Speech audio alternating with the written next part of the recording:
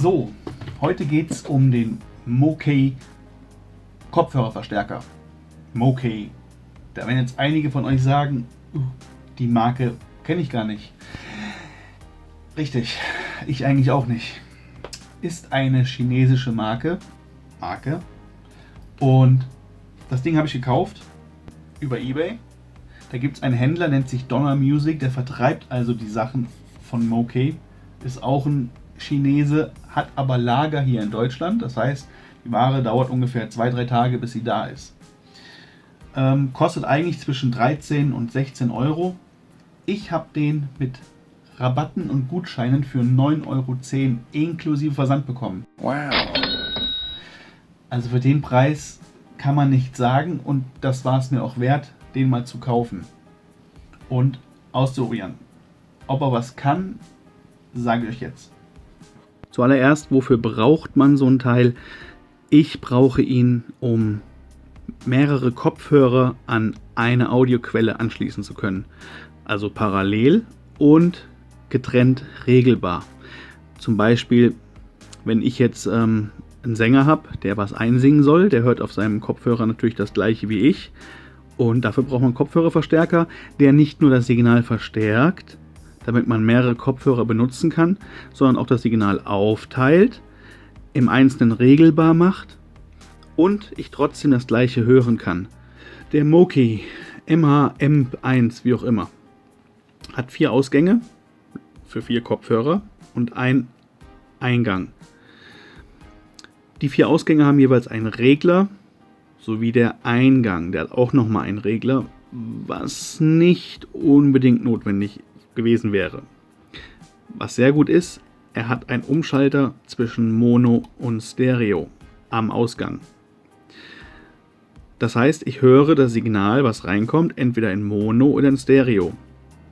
Das ist zum Beispiel wichtig, wenn ich jetzt meine Musik produziere und meine Mixe mache, dass ich mir das Ganze noch mal in Mono anhören kann. Kann ich zwar auch über mein Mischpult oder meine Software, aber hier geht es natürlich am schnellsten. Einfach drauf gedrückt und ich höre das Signal in Mono. So weiß ich, wie es sich in Mono anhört. Warum das wichtig ist, erkläre ich euch ein andermal.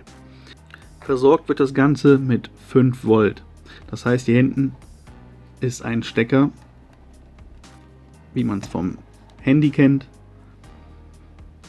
Ich bin zwar kein Freund von diesen USB-Buchsen und Netzteilen für so ein Gerät, aber es hat einen Vorteil, und zwar, ihr könnt den Kopfhörerverstärker mitnehmen, wohin ihr wollt, und könnt ihn mit einer Powerbank betreiben.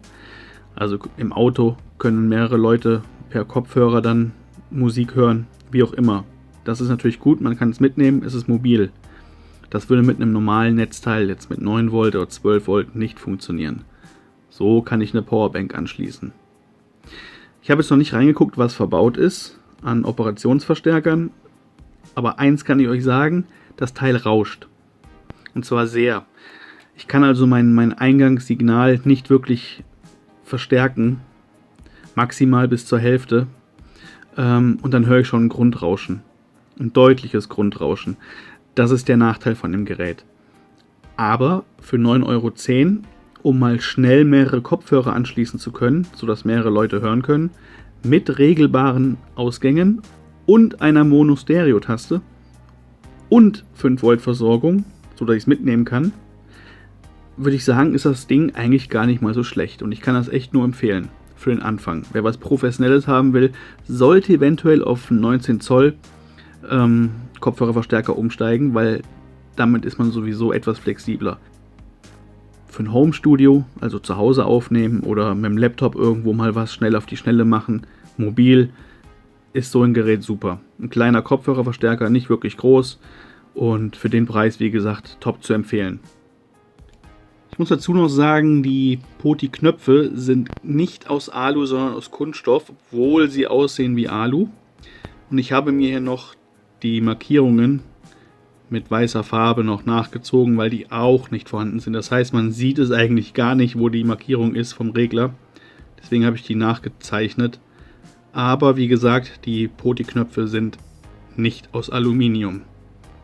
Also man darf nicht allzu viel erwarten, aber für den Preis relativ okay.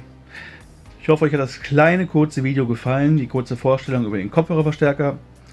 Würde mich freuen, wenn ihr ein Like da lasst und ein Abo. Bis zum nächsten Mal.